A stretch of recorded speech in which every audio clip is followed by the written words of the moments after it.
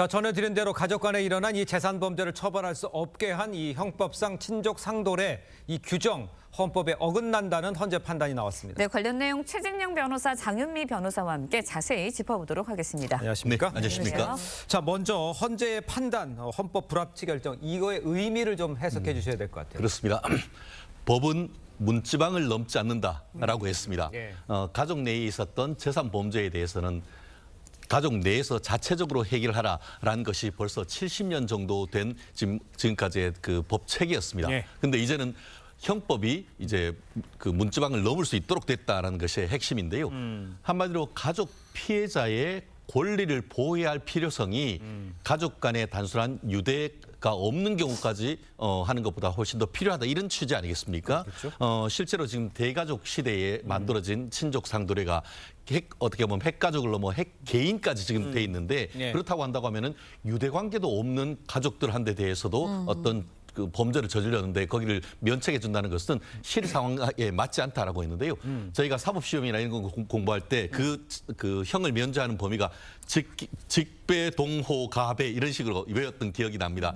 직계혈족이라든가 배우자, 그리고 동거하는 가족, 동거하는 가족의 배우자, 이런 부분 같은 경우에는 절도죄나 횡령을 해도 처벌하지 않았었는데 이제는 시대가 변했다. 그렇기 때문에 일률적으로 형을 면제해 주는 것은 가족인 피해자의 어떤 그 피해 회복이라는 취지에 봤을 때의 위헌인데, 다만 내년 그 말까지는 국회에서 이 법을 바꿀 때까지는 법을 적용하지 않는다, 이렇게 판단했습니다. 그렇군요. 네, 근데 이제 친족 상돌의 조항, 박송씨 사건으로 관심이 쏠렸던 거잖아요. 그렇다 보니까 박송씨 사건의 경우에도 좀 영향을 미치지 않을까라는 생각이 들거든요. 어떻게 보세요? 그렇진 않습니다. 그렇습니까? 왜냐하면 행위시법이라고 해서 과거에 있었던 일에 대해서는 그 당시의 법을 적용하게 되는 겁니다. 어제 헌재의 판결로 일단 이 해당 조항의 효력은 중지가 됐고 12월에는 상실이 되는 것은 맞지만 과거에 있었던 행위에 대해서는 그냥 적용이 그대로 된단 말이에요. 그 당시에 박송 씨 아버지는 그 본인의 큰아들, 그러니까 박송 씨의 형이 이 부부가 60억 정도를 횡령했다라는 그런 의혹이 불거지자 수사기관에 출석을 해서는 횡령의 주체는 나다, 내 큰아들이 아니다라고 이야기했습니다. 이게 친족상도례를 악용한 거 아니냐라는 이야기가 나왔던 게 부모 자식 간에는 이런 횡령죄가 아예 성립을 하지 않다 보니까 이거 죄를 어떻게 보면 뒤집어 쓰더라도 형사적인 책임을 면하게 되니까 그런 전략을 세웠던 거 아니냐라는 분석이 나왔던 바가 있습니다. 그렇군요. 자, 그런데 이제 헌재가요, 친고죄에 대해서는 합헌 결정을 내렸습니다.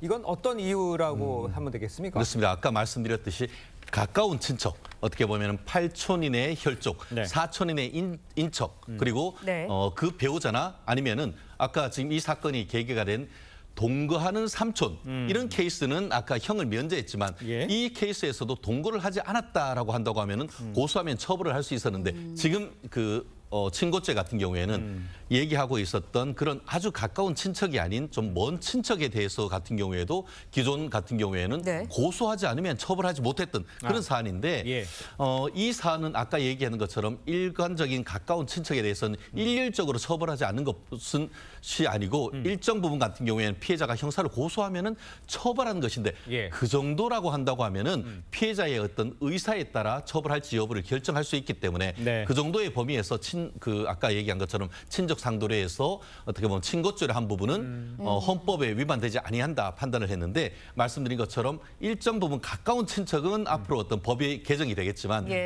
아주 가깝지 아니한 정도의 친척 간에 있었던 재산 범죄에 대해서는 앞으로도 고소가 있어야만 처벌을 할 수 있는 그런 상황이 됐는데, 고소도 사실은 범죄 피해자를 안 때로부터 6개월 내에 해야 되기 때문에 생각보다 기간이 짧은데 그 부분에 대해서도 사실은 피해자가 피해 사실을 안 때로부터 어떻게 보면 6개월을 기산하면은 충분히 어떻게 보면 이 법의 취지를 살릴 수 있다고 해서 이 사안에 대해서는 헌법재판소가 단순 합헌 결정을 했습니다. 네, 이제 국회가 내년 말까지 법을 개정해야 되는 상황입니다. 어떻게 바뀌어야 할까요? 일단 쉽게 이야기를 하면 부모 자식 간에도 재산죄를 저지르면 이제 처벌이 가능하게 한 건데 그러면 처벌 수위 그리고 처벌을 어떻게 할 것인지를 입법적으로 이제 채워 넣어야 되는 겁니다. 그렇겠죠. 그래서 일부에서는 오히려 성범죄 같은 경우에도 가족 간에 일어났거나 친족 간에 일어나면 더 가중해서 처벌을 하고 있거든요. 그 예와 유사하게 오히려 더 비난 가능성이 높다고 보고 양형 기준을 일반 재산 범죄보다도 좀 높여야 된다는 이야기가 있고, 다만 이 법의 원래의 취지는 너무 집안 일에 이런 법에 예. 관여하는 게 좋지 않다라는 문제의식이 있기 때문에 그렇다면 가까운 친족 사이 그리고 먼 친족 사이와 대해서도 좀 분별해서 입법을 해야 되는 거 아니냐 이런 대안이 나오고 있습니다. 알겠습니다. 다음 이야기도 좀 짚어보겠습니다. 해외 전지훈련 기간에 술을 마시고 미성년자인 후배를 성추행한 혐의를 받는 피겨스케이팅 전 국가대표 이혜인 선수. 자신의 실명을 드러내면서 성추행은 없었다 이렇게 대응에 나섰습니다.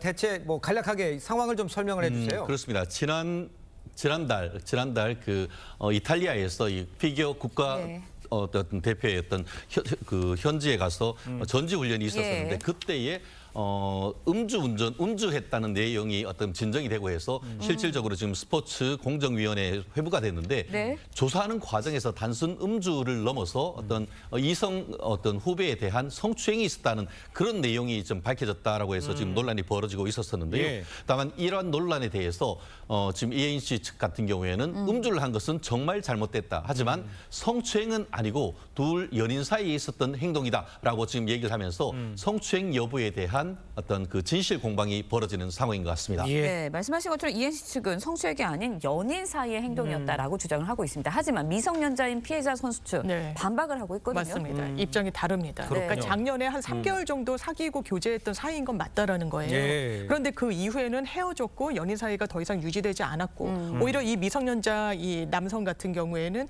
계속 이혜인 씨를 좀 피해 다니기까지 했다라는 건데 예. 일단 전지 훈련에 같이 동참을 하게 되다 보니까 예. 방으로 불러서 갔을 때 원하지 않던 성적 접촉이 있었다. 이 부분과 관련해서는 굉장한 좀 충격을 받은 상태에 있는데 예. 이 일이 있은 이후에 뭔가 증거를 수집하려고 했던 그런 부분까지 더해지면서 현재 뭐 치료를 받고 있다 이런 주장 내놓고 있습니다. 알겠습니다. 네. 자, 두 분 말씀은 여기까지 듣겠습니다. 고맙습니다. 감사합니다. 감사합니다.